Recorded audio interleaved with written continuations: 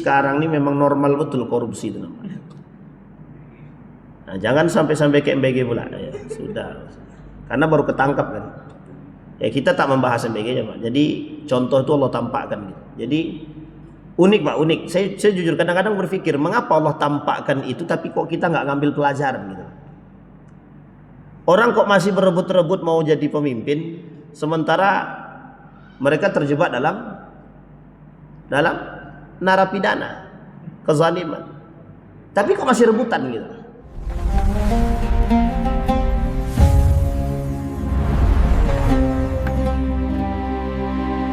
Bismillahirrahmanirrahim. Assalamualaikum warahmatullahi wabarakatuh. Alhamdulillah bi ni'matillah tatimmus salihat. Asyhadu an la ilaha illallah wahdahu la syarikalah wa asyhadu anna Muhammadan abduhu wa rasuluh la nabiyya ba'd. Allahumma salli wa sallim wa barik ala hadha an-nabiyyil karim. Allahumma salli ala Muhammad wa ala ali Muhammad fil alamin innaka Hamidum Majid. Ya ayyuhalladzina amanu taqullaha wa qulu qawlan sadida yuslih lakum a'malakum wa yaghfir lakum dhunubakum. Wa man yuti'illaha wa rasulahu faqad faza fawzan 'azima. Puji syukur kehadirat Allah dengan mengucapkan alhamdulillah rabbil alamin, bersalawat kepada Nabi dengan mengucapkan Allahumma salli ala Muhammad wa ala ali Muhammad fil alamin innaka Hamidum Majid. Insyaallah yang hadir malam hari ini husnul khatimah. Untuk kedua orang tua, Allah tempatkan di tempat terbaik di sisinya, Allah terima amal ibadahnya, Allah kumpulkan kelak bersama orang-orang yang saleh. Dan untuk orang tua kita yang masih hidup, sehat, kuat, husnul khatimah insyaallah. Amin ya rabbal alamin. Baik Bapak Ibu sekalian yang berbahagia, bagaimana kabarnya Bapak Ibu, sehat semua? Semoga kesehatan Bapak Ibu istiqamah dan membawa keberkahan. Amin ya rabbal alamin. Dan berdoa untuk orang yang sakit syifaan ajilan insyaallah. Isfihim anta syafi la shifaa illa shifaa'uk. Shifaan la yughadiru saqama wala alam insyaallah. Amin ya rabbal alamin. Baik Bapak Ibu sekalian yang berbahagia, di dalam satu hadis baginda Nabi Muhammad sallallahu alaihi wasallam, kata baginda Nabi, ada dua hadis tapi serupa makna. Hadis yang pertama, kata baginda Nabi Muhammad sallallahu alaihi wasallam, inni akhafu alaikum sittan. Saya bacakan hadisnya. Inni akhafu alaikum sittan. Aku mengkhawatirkan terhadap umatku, kata Nabi, kelak ada 6 hal, 6 perkara, kata Nabi. Yang pertama, imaratus sufaha wa safkud dima wa bai'ul hukmi wa qati'atur rahim wa nashun yattakhiduna al-Qur'ana mazamira wa kasratus syurati. Hadis ini dihukumi sahih. Salah satu ulama yang mengatakan ini hadis sahih, Al-Albani, dalam kitabnya Sahihul Jami'. Kemudian dalam riwayat yang lain, dalam hadis yang lain, badiru bil amal salih atau badiru bil a'mal khisalan sittan. Kata Nabi, bersegeralah kalian melakukan perbuatan, bersegera bil a'mal khisalan sittan, 6 perkara. Tapi badiru, bersegeralah ini melakukan perbuatan yang sebaliknya daripada perbuatan tersebut. Nanti kita lihat. Yang pertama, imaratus sufaha.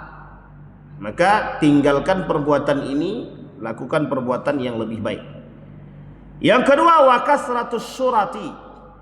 Persoalan-persoalan militer. Wa qati'atur rahim. Jaga silaturahim. Artinya kalau ada yang memutus, kita menyambung. Wa bai'ul hukmi. Jual beli hukum, jangan diikuti. Wa istighfafan biddam, saling membunuh, tinggalkan. Saling menjaga. Nashwun yattakhiduna al-Qur'ana mazamira. Orang yang dengan Quran tapi mereka tak mengamalkannya, cuma sekedar membaca dan menjadikan barang untuk sebagai kepentingan. Yuqaddimuna ar-rajul laysa bi afqahihim wala a'lamihim. ma yuqaddimuna illa liyughanniyahum. Kata Albani, kemudian At-Tabrani, akhrajahu At-Tabrani dalam hadis ini, yuqaddimuna ar-rajul, ada seorang pemuda yang mencoba menyampaikan maksud tersebut, tapi ternyata pemuda yang menyampaikan ini adalah pemuda yang a'maq, dangkal pengetahuannya. Kemudian dia tidak memiliki pengetahuan yang baik. Kemudian dia sampaikan hal tersebut kepada yang lain. Maka janganlah kalian mengikutinya. Nah, Bapak Ibu sekalian yang berbahagia, kalau kita rujuk kepada hadis yang 6 ini diambil dari beberapa hadis tentang kekhawatiran Nabi. Judul kitabnya yang dulu kita pernah bahas di sini. Judul kitabnya Akhwafa ma akhafu alaikum, Al-Arba'una hadithan fi khawfin Nabi an ummatihi. Judul kitabnya itu, judul bukunya, kekhawatiran Nabi. Ada 40 hadis yang menjadi kekhawatiran Nabi terhadap umatnya di akhir zaman.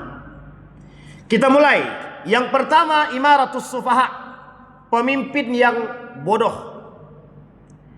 Pemimpin yang bodoh ini adalah sumber masalah. Sumber masalah.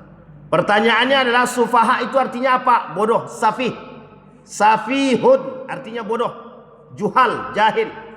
Kalau bahasa wanabut, bahlul. Itu bahasa wanabut, bahlul ente katanya. Nah, itu artinya bodoh namanya. Tapi tak ada dalam bahasa Arab yang beneran ya. Bahasa Arab beneran itu tidak ada. Bahlul itu nggak ada. Cuma dalam bahasa harian saja. Bahlul ente. Itu cuma bahasanya wanabut. Tapi kalau bahasa Arab resminya safihun atau jahilun, juhal, jahil, juhala, bodoh. Pertanyaannya adalah bodoh dari istilah apa? Bodoh dari segi apa? Kepemimpinankah? Ekonomikah? Atau apa? Di dalam hal ini ulama berpendapat maksud hadis ini safihun an sunnatin Nabi sallallahu alaihi wasallam wa adamu ittiba'i sunanin Nabi. Pemimpin yang tidak mau mengikuti sunnah-sunnah Nabi, pemimpin yang tidak mau mengikuti aturan-aturan Nabi. Namanya pemimpin sufaha, imaratus sufaha, pemimpin yang bodoh. Mungkinkah pemimpin yang bodoh ini terjerumus atau terjebak atau terjatuh dalam pemimpin yang zalim? Sangat. Karena pemimpin yang cerdas tidak akan mungkin terjebak jatuh dalam kezaliman. Salah satu dampak daripada kebodohan adalah kezaliman. Dampak daripada kebodohan adalah kezaliman. Bagi orang yang bodoh, yang tidak mengerti, yang tidak berilmu, yang tidak mengerti agama, ya membunuh, kemudian korupsi, ya tidak ada masalah. Asal sama-sama senang membunuh misalkan, kemudian korupsi misalkan, kemudian mengambil hak rakyat misalkan. Jadi sekarang ini memang normal betul korupsi itu namanya. Nah, jangan sampai ke MBG pula ya, sudah. Karena baru ketangkap kan. Ya kita tak membahas MBG-nya Pak. Jadi contoh itu Allah tampakkan gitu. Jadi unik Pak, unik. Saya jujur kadang-kadang berpikir mengapa Allah tampakkan itu tapi kok kita nggak ngambil pelajaran gitu. Orang kok masih berebut-rebut mau jadi pemimpin sementara mereka terjebak dalam narapidana, kezaliman. Tapi kok masih rebutan gitu. Kalau bahasa gaulnya, kalau mau tahu Bapak Ibu bahasa gaulnya, kepedean. Sok mampu meninggalkan tradisi yang buruk, tapi justru terjebak. Coba Bapak Ibu pikir, coba kita pakai rasional saja. Kok bisa? Itu terang-terangan ya, terang-terangan dihukumi penjara koruptor. Kok masih banyak yang rebutan? Kira-kira setelah masuknya misalkan kepala tadi ke dalam penjara, kira-kira masih banyak enggak yang mau rebutan jadi kepala BGN itu? Pasti banyak rebutan. Nah, itulah yang saya tak masuk akal tuh. Kenapa gitu loh? Itulah yang disebut dengan iman tak ada tadi. Jangan tersinggung, jangan tersinggung, jangan tersinggung. Karena kalau dia beriman pasti tidak mau dia, Pak. Nah, kembali kepada tadi, itulah yang disebut dengan imaratus sufaha tadi. Itulah yang disebut dengan kebodohan. Yang dimaksud di situ adalah kebodohan pada aspek sunnahnya Nabi. Tidak mencontoh karakter Nabi. Tidak mencontoh perbuatan Nabi. Kalau kita boleh berfikir saja, boleh berfikir dengan akal sehat saja, tidak usah pakai, mohon maaf ya, jangan pakai agama sekarang, jangan pakai agama. Coba berfikir pakai logika akal sehat saja. Ada orang yang terjebak dalam lubang buaya, kira-kira ada tidak orang mau masuk ke situ? Itu kan akal itu. Tapi kok orang berbondong-bondong mau masuk lubang buaya itu? Itulah yang saya tidak paham sampai sekarang itu, saya berfikirnya.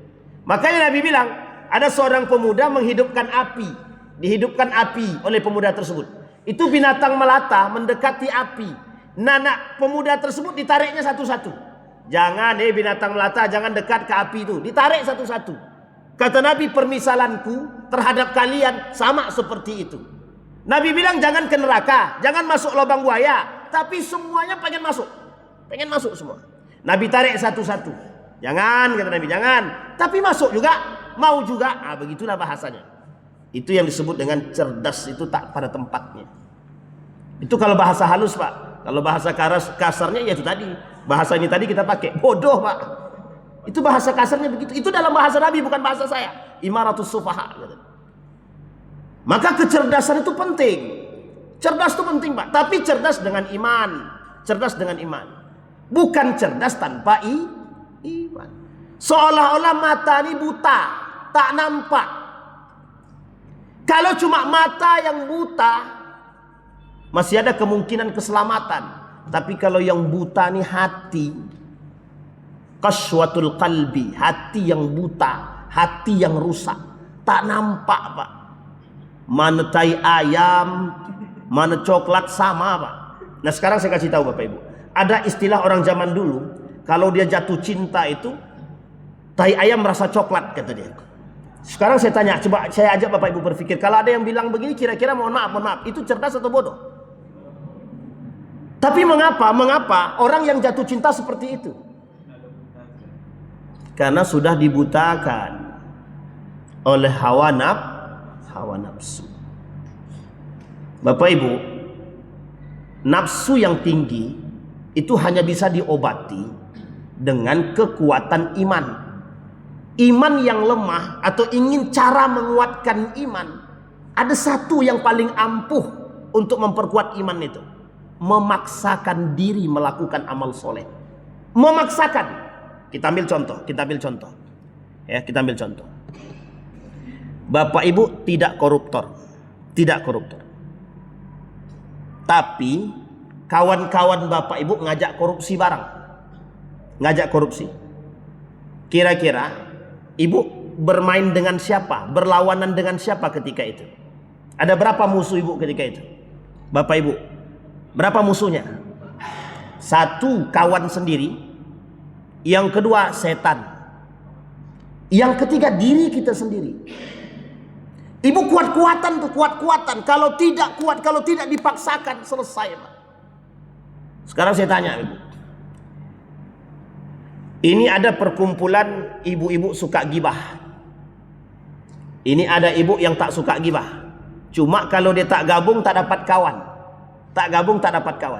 Kalau dia bergabung, tergantung iman. Kalau imannya kuat, selamat. Tapi kalau tak kuat iman, pasti terjebak juga. Pertanyaannya, ibu-ibu aja jawab, yang bisa jawab. Ibu-ibu masih tetap ingin gabung atau pisahkan diri? Itu jawabannya harus jujur itu. Kalau bohong jawabannya itu adalah, kalau jawaban bohong, kami kan kuat iman Ustaz, insya Allah kami tetap akan bisa bergabung, tapi kami kuat iman. Itu yang disebut dengan jawaban cari aman. Karena mustahil, Pak, mustahil selamat. Orang berbicara menggibahkan orang, ibu tutup telinga, tidak mungkin. Karena ibu ketika gabung dengan orang yang berbicarakan kegibahan orang tadi, kejelekan orang, ibu tutup telinga. Apa kata kawan-kawan tadi? Nggak sopan ente, nggak sopan orang bicara ente tutup telinga. Maka apa yang harus dilakukan? Menghindar. Tapi Ustaz, kalau aku menghindar mereka akan katakan aku sombong dan aku mohon maaf Ustaz, tak punya kawan. Itulah yang harus kita latih. Yang harus kita latih. Sama hal dengan yang tadi. Kalau semuanya korupsi, pemimpinnya suruh bilang korupsi, kalau tidak korupsi mutasi. Ibu pilih mana Bapak Ibu? Pilih mutasi aja, yang penting tidak korupsi, atau cari korupsi terendah, yang penting nggak mutasi. Itu pilihan berat Pak Ustadz. Ya kalau ringan pilihan itu tidak akan saya sampaikan Pak. Pilihannya cuma satu Bapak Ibu, jangan korupsi dan berharap jangan dipindahkan, itu aja. Tapi mohon maaf Pak, mohon maaf. Karena pelakunya rame-rame, mesti kita nggak disukai orang kan. Nah ketika kita tidak disukai orang, kita berusaha melawan diri kita sendiri antara korupsi atau tidak. Nah yang paling berat itu dengan diri kita sendiri. Kalau yang lain itu bisa kita tepis Pak. Cuma kadang-kadang hasutan syaitan itu banyak caranya Pak. Tak bisa lewat kebijakan, lewat kawan.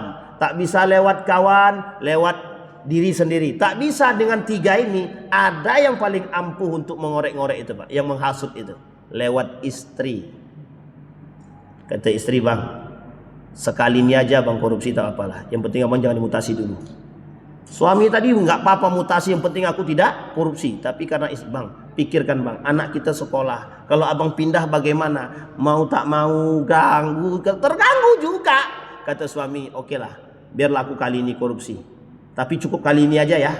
Alhamdulillah tidak ketahuan. Besok diajak lagi korupsi, kira-kira korupsi lagi nggak kira-kira? Bisa dipahami Bapak Ibu? Hari ini nolak, besok menikmati. Hari ini nolak, besok nikmati. Nah besok kalau sudah semua instansi ini korupsi, maka tidak ada lagi istilah penjara bagi koruptor. Nah terus bagaimana Pak Ustadz? Semuanya akan melakukan korupsi. Dan apa yang akan muncul? Akan muncul fatwa kehalalan atau kemubahan korupsi. Bisa dipahami Bapak Ibu? Berdampak negatif besar atau tidak? Itulah kalau mohon maaf pemimpinnya supaha. Kalau pemimpinnya tidak cerdas, tidak beriman, kebijakan itu akan kembali kepada mohon maaf kebodohan, kezaliman, kemaksiatan. Sehingga mohon maaf Pak, kadang-kadang kita Bapak Ibu pasti selalu melihat berita yang bermunculan. Di Makassar itu pemimpinnya, gubernur Makassar itu buat perda tentang menghalau sampai ke akar-akar. Nah, saya berharap nih Riau juga begitu Pak. Berharap kita Riau punya perda yang menghabisi sampai ke akar-akarnya. Begitu juga Kota Pekanbaru, berarti siapa tuh? Wali kota juga harus begitu sampai ke akar-akarnya. Itu kira-kira cerdas apa tidak? Cerdas. Tapi kalau ada satu daerah, kepala daerah justru mendukung korupsi, bagaimana? Justru mendukung kezaliman, kemaksiatan, zina, minuman keras misalkan. Kira-kira cerdas apa tak cerdas itu? Kenapa dikatakan bodoh? Karena mohon maaf Bapak Ibu memberikan peluang kepada kehancuran kepada masyarakat. Satu, imaratus sufah. Nah sekarang begini, ada tidak kemungkinan kita melahirkan generasi pemimpin-pemimpin yang cerdas? Ada. Dimulai dari siapa? Dimulai dari orang tua. Bapak Ibu sediakan, Bapak Ibu berikan tempat, Bapak Ibu berikan ruang kepada anak di rumah yang pendidiknya langsung Bapak Ibu, jangan orang lain dulu. Setelah Bapak Ibu berikan ruang pendidikan kepada anak, dikasih, ini mohon maaf ya Bapak Ibu, untuk memberikan peluang ke depan. Muhammad Al-Fatih tak lahir ceplok langsung jadi pemimpin cerdas, tidak Pak. Salahuddin Al-Ayyubi lahir ceplok langsung jadi orang cerdas, tidak. Umar bin Khattab dikenal sebagai, mohon maaf, Umar bin Khattab ini dikenal sebagai orang yang tidak baik dulunya. Tapi dalam kabilahnya baik, di luar tak baik. Fudail bin Iyad, preman pada masanya, tukang palak, pakang segala macam, namanya Fudail bin Iyad, boleh dicek dalam sejarah. Perampok terkenal pada masanya. Bahkan gembongnya perampok ternama pada saat itu yang tidak ada saingannya. Masuk Islam, jadi pemimpinnya. Baik ya. Maka dibuat dalam catatan sejarah itu perampok yang bertobat namanya. Kalau sekarang ini bukan perampok yang bertobat jadi perampok. Dibalik kalimatnya. Apakah orang-orang soleh ini lahir langsung? Dari lahir sudah soleh duluan? Ada yang iya, ada yang tidak.